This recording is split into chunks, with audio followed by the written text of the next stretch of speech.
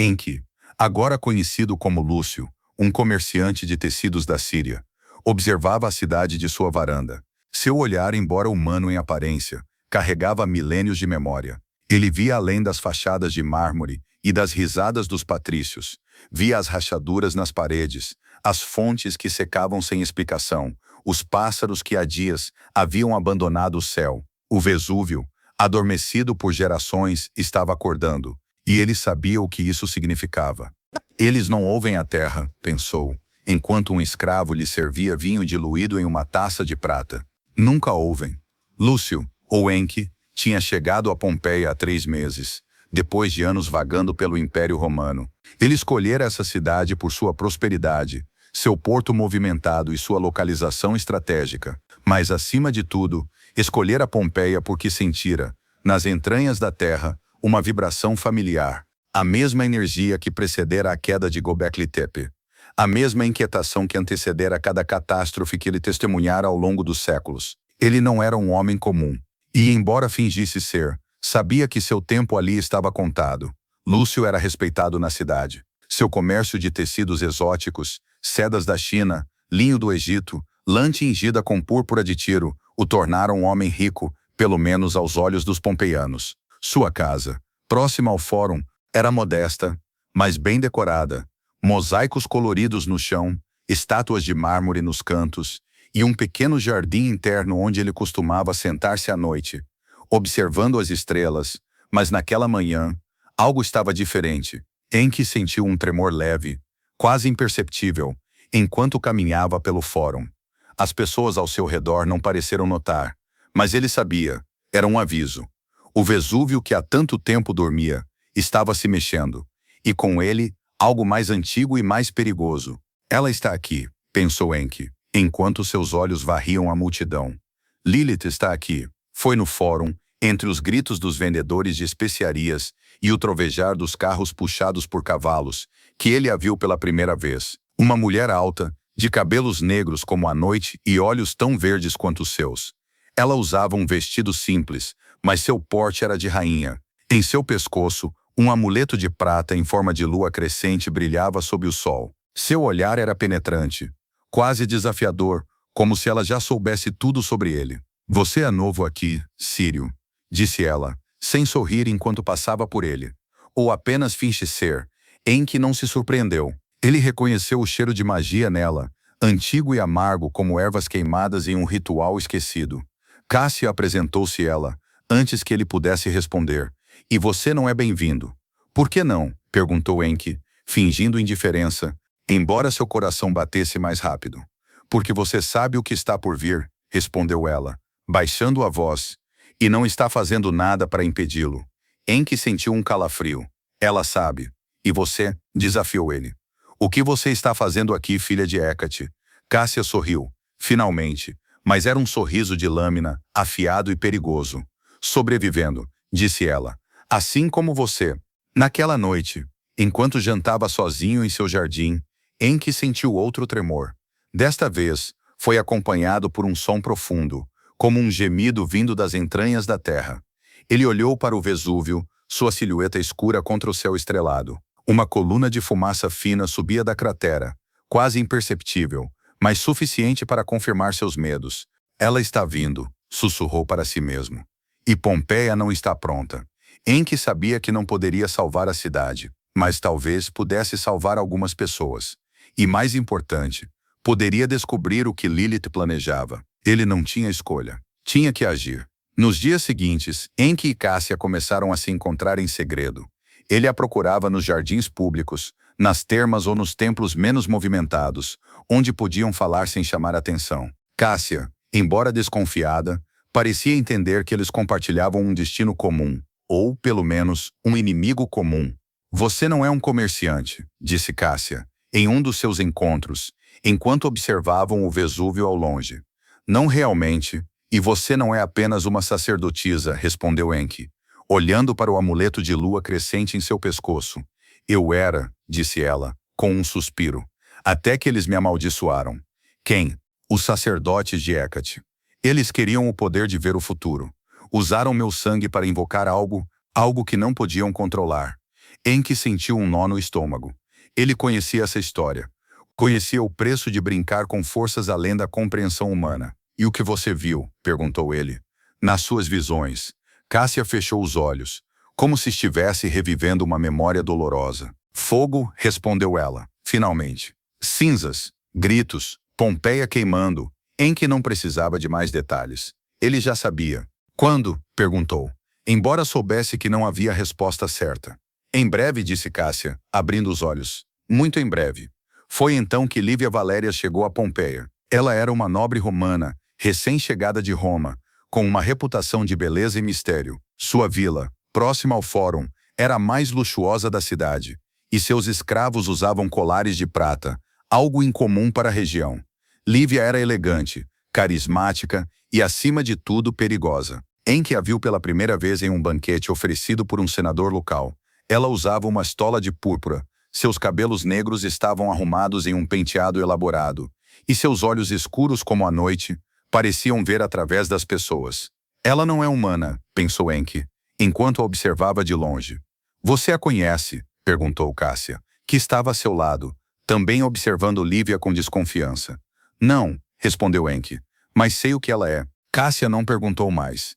Ela também sentia a energia escura que emanava de Lívia, como um cheiro de enxofre no ar.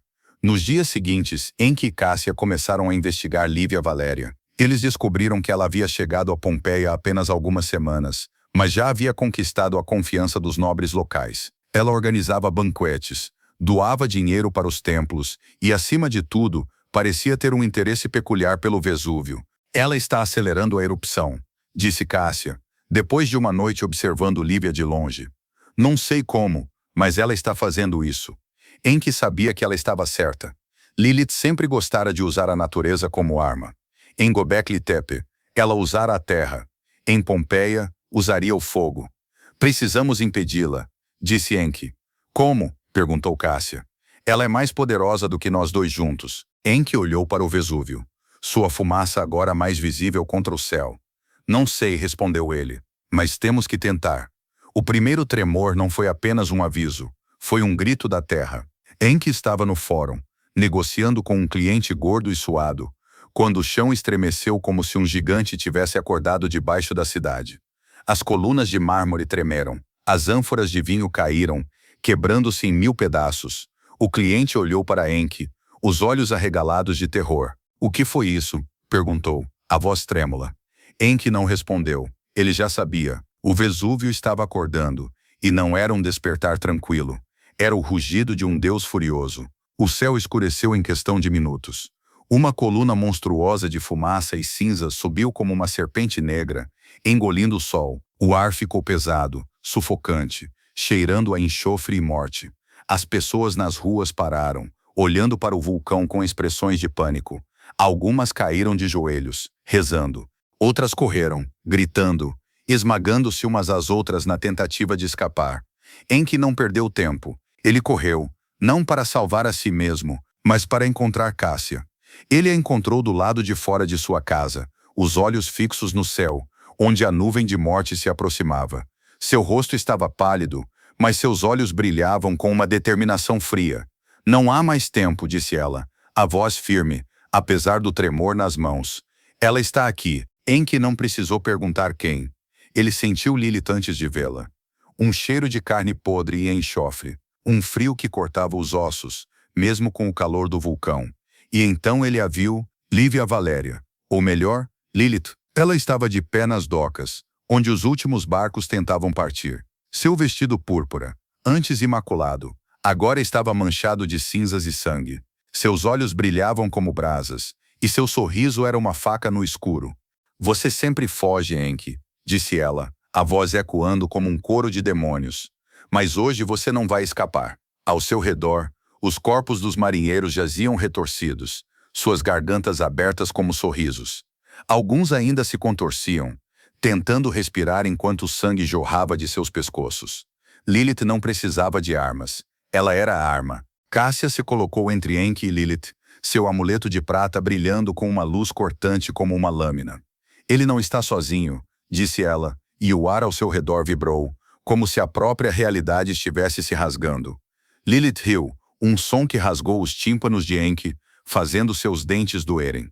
Você acha que isso vai me parar, bruxinha? Disse ela, estendendo a mão. O chão se abriu entre elas. Um abismo negro, fedorento, cheio de dentes e garras, surgiu onde Cássia estava de pé. Ela gritou, tentando se agarrar às pedras, mas o solo se desfez sob seus dedos, como areia movediça.